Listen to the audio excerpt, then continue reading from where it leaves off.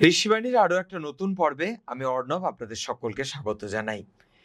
আমাদের সঙ্গে রয়েছেন শান্তনুবাবু, শ্রী শান্তনু শাস্ত্রী। শান্তনুবাবু, আজ আমরা যে রাশি নিয়ে আলোচনা করব তা হলো কুম্ভ রাশি। কুম্ভ রাশির সুখ নিয়ে আমরা কথা বলছি। কুম্ভ রাশির মানুষ কোন আধ্যাত্মিক অভ্যাসের মধ্যে দিয়ে গেলে প্রকৃত সুখের চাবিকাঠি খুঁজে পাবে? কুম্ভ রাশি বা লগ্নের মানুষদের জন্য যেটা সবার আগে করতে হবে সেটা হলো আত্মবিশ্লেষণ। কেন আমি দুঃখী? কি নেই আমার? সবকিছুই তো আছে। কোন দিকটা নেই এবং সেই দিকটার প্রয়োজনীয়তা কতটা, এইটা প্রকৃত রূপে উপলব্ধি করতে হবে। আর যখন এই উপলব্ধি করা যাবে, তখন কুম্ভ রাশি বা লগ্নের মানুষ তারা টোটালি হ্যাপি হয়ে উঠবে। তাকে উদ্বেগ বা এই ধরনের বিষয়গুলো থেকে বেরিয়ে আসবার চেষ্টা করতে হবে। কুম্ভ রাশি বায়ুতত্ত্বের রাশি, তো এদের ওভার থিঙ্কিং, অতিরিক্ত চিন্তা, অতি দ্রুত বিভিন্ন দিকে চিন্তার বিস্তার ঘটানো, এবং সেই চিন্তাগুলো থেকে যায় মনের মধ্যে। যে একটা চিন্তা আসার সঙ্গে সঙ্গে যে আরেকটা চিন্তা চলে যাবে, এটা কিন্তু নয়। একটা দুর্ঘটনা ঘটেছে এবং তার সঙ্গে সঙ্গে মানুষটা প্রাণে বেঁচেছে, তাহলে দুর্ঘটনা বিষয়টা খুব গুরুত্বপূর্ণ, প্রাণে বাঁচাটা গুরুত্বপূর্ণ নয়। তাহলে এই দুর্ঘটনা, সেটাতে আমি যে ভয় পেয়েছি, কিন্তু প্রাণে বাঁচার যে আনন্দ, সেটা আমি সেই ভয়ের জন্য উপলব্ধি করতে পারছি না। তো কোনটা গুরুত্বপূর্ণ? অবশ্যই প্রাণে বাঁচাটা গুরুত্বপূর্ণ। আর কুম্ভের এই পজিটিভ অনুভূতির ক্ষেত্রে একটা সমস্যা দেখতে পাওয়া যায়। কুম্ভ ওই অ্যাক্সিডেন্ট হয়েছিল, আঘাত পেয়েছিলাম, আর র্যাপিডোতে উঠবো না, আর প্লেনে উঠবো না, বাবা ওখানে প্লেনে দুর্ঘটনা ঘটেছে, এই বিষয়টা কুম্ভ সেখান থেকে বেরিয়ে আসতে পারেন না। অনেকটাই অর্থোডক্স মেন্টালিটি। তো যদি এখান থেকে বেরিয়ে আসতে পারেন কুম্ভ, তার জন্য তাকে কিছু স্পেসিফিক হ্যাবিট, অভ্যাস প্র্যাকটিস করতে হবে। রেগুলার মেডিটেশন, রিয়েলিস্টিক থট, যেটাকে মকর চিন্তা করেন সেরকম চিন্তা ভাবনা, কন্টিনিউয়াসলি যা হচ্ছে ঈশ্বরের ইচ্ছায় হচ্ছে, এই ফিলিংস এটাকে যদি কুম্ভ নিয়ে আসতে পারেন, তাহলে কিন্তু কুম্ভের জীবনের ম্যাক্সিমাম সমস্যা সেটা কেটে যাবে। রেগুলার ধ্যান করব আমরা, ইষ্টমন্ত্র জপ করব, বিভিন্ন ভাইব্রেশন রয়েছে, যেমন ওম ধ্বনি উচ্চারণ, এটা আমাদেরকে অনেক স্যাটিসফ্যাকশন, তৃপ্তি দিতে পারে। যেহেতু বায়ুতত্ত্বের রাশি কুম্ভ, তাদের জন্য এটা ইউজ করা, এটা ভীষণ পজিটিভ হতে পারে। এই কাজকর্মগুলি কুম্ভকে রেগুলার বেসিসে করতে হবে, এবং তার সঙ্গে সঙ্গে স্পিরিচুয়াল কন্টেস্ট, অর্থাৎ বইপত্র পড়া, রামায়ণ, মহাভারত ইত্যাদি পাঠ, এটাও কুম্ভের জন্য ভীষণ পজিটিভ হতে পারে। এই কাজকর্মগুলি করব। তার সঙ্গে সঙ্গে যোগ এবং প্রাণায়াম অভ্যাস, এটা কুম্ভকে স্পিরিচুয়াল অ্যাটাচমেন্ট অনেক বাড়িয়ে দিতে সাহায্য করবে। আমরা যে বিষয়টা জানলাম যে কুম্ভ রাশির মধ্যে কোথাও একটা সবসময় আতঙ্ক, অজানা আতঙ্ক তাদের গ্রাস করে, সেই জায়গা থেকে তারা কিভাবে বেরিয়ে আসতে পারে সে সম্পর্কে আমরা জানলাম। এরপর যে বিষয়টা নিয়ে একটু জানার ইচ্ছে, সেটা হলো কুম্ভ রাশির মানুষের জন্য ভগবানের সবচেয়ে বড় শিক্ষা কি হতে পারে? বাস্তব, ইউনিভার্স, প্রকৃতি কুম্ভকে শেখায় বারবার যে তোমার জন্য একার জন্য কিছু নেই, যা পাবে ভাগ করে খাও। সেই মহাভারতে আমরা দেখেছি, দ্রৌপদীকে পাওয়ার পরে অর্জুন যখন নিয়ে তার কুটিরে ফিরে এসেছিলেন, তখন মা কুন্তি বললেন, যা নিয়ে এসেছো সবাই ভাগ করে নাও। তো এই যে ভাগ করে নেওয়া, যাই পাও না কেন সেটা মোটামুটি ভাগ করতে হবে, এই যে মেন্টালিটি, এইটা কুম্ভ প্রদান করে। তাই বলে আমি কখনোই বলবো না যে স্বামী কিংবা স্ত্রীকে ভাগ করতে হবে, কিন্তু আমি বিয়ে করলাম, আমার স্বামী শুধু আমার জন্যই ভাববে এটা নয়, তারও পরিবার আছে, তার বাবা মা আছে।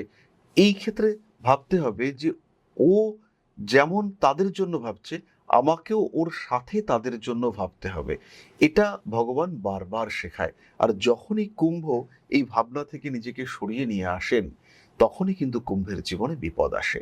তখনই প্রকৃতি একটা বিষয় বুঝিয়ে দেয় যে তুমি একা নও, তোমার সঙ্গে আরো তোমাকে কিছু রেসপন্সিবিলিটি দেওয়া হয়েছে, সেটা তোমাকে ফুলফিল করতে হবে। হ্যাঁ, তুমি একা সময় কাটাতে পারো, আধ্যাত্মিকতার মধ্যে থাকতে পারো, কিন্তু তুমি যদি সমাজে যুক্ত করো নিজেকে, তাহলে সমাজের জন্য তোমাকে ভাবতে হবে। তুমি এখানে অতিরিক্ত স্বার্থপর হলে তাহলে কিন্তু বিপদ আসবে। এইটা ঈশ্বর, প্রকৃতি, ইউনিভার্স কুম্ভকে বারবার শিখিয়ে থাকেন। আজকের পর্বের প্রায় শেষের দিকে চলে এসেছি আমরা। খুব প্রাসঙ্গিক একটা বিষয় সম্পর্কে একটু জানতে চাইবো। শান্তনুবাবু, বর্তমান সময়ে আমরা দেখছি মানুষের মধ্যে সাংঘাতিক উগ্রতা। সেটা অল্প বয়সী ছেলেমেয়েদের ক্ষেত্রেও যেমন দেখছি, তেমন যারা একটু সিনিয়র তাদের ক্ষেত্রেও দেখছি। এ বিষয় নিয়ে আপনি কি বলবেন? এই বিষয়ে আমি একটা কথাই বলবো যে যারা বাবা মা আমরা রয়েছি, আমাদের মধ্যে সন্তানকে প্রকৃত শিক্ষা দেওয়ার ক্ষেত্রে একটা সমস্যা থেকে যাচ্ছে।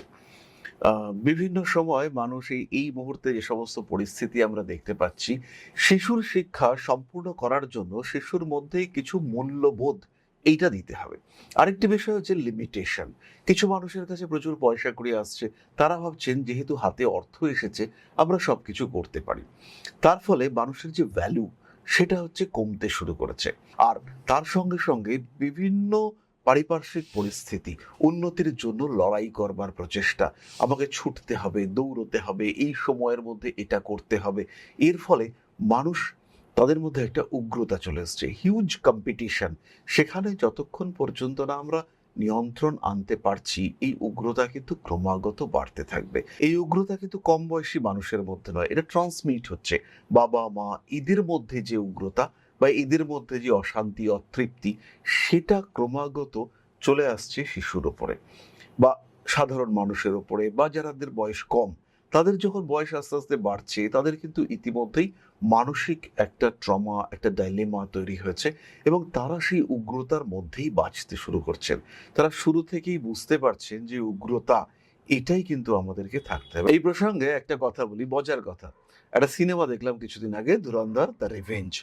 উন্মুক্তভাবে ভায়োলেন্স দেখানো হচ্ছে, মাথা কেটে ফেলা হচ্ছে, পা কেটে ফেলা হচ্ছে, হ্যাঁ, পেরেক ঠুকে দেওয়া হচ্ছে, গায়ের চামড়ার মধ্যে এরকম ভাবে আঁকশি ঢুকিয়ে টেনে রাখা হচ্ছে। এই বিষয়গুলিকে মানুষ কিন্তু উপভোগ করছেন। এই সিনেমাটাই যদি আমার বাবা মার সময় হতো, তাহলে হয়তো সেটা সেন্সর বোর্ডে ছাড়ি দিত না, যে এত উগ্রতা দেখানো যাবে না। কিন্তু এখন মানুষ এটাকে উপভোগ করছে। আমি সিনেমাটা দেখলাম, আমার খারাপ লাগেনি, কিন্তু আমি দেখছি অদ্ভুতভাবে যে ইয়ং জেনারেশন এই ভায়োলেন্সকে কিভাবে অনুভব করছে, উপভোগ করছে, তাদের ভালো লাগছে। মানে তাদের একটা মেন্টাল চেঞ্জ হয়েছে। এখনকার শিশুরা, তারা গাছপালার সঙ্গে কথা বলে না, তারা খেলাধুলা করতে পারছে না। ফলে এই যে ট্রান্সফরমেশন হচ্ছে, এটা কম্পিটিশনের জন্য হতে পারে, ডিসক্রিমিনেশনের জন্য হতে পারে। এখান থেকে যতদিন না মানুষ বেরিয়ে আসতে পারছে, ততদিন এই সমস্যা থাকবে।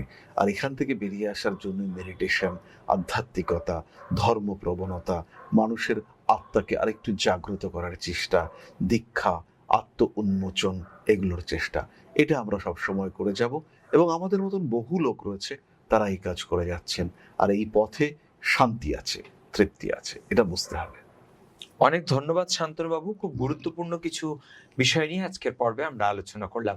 আবারও ফিরে আসবো নতুন কোনো পর্ব নিয়ে। ভালো থাকবেন সবাই।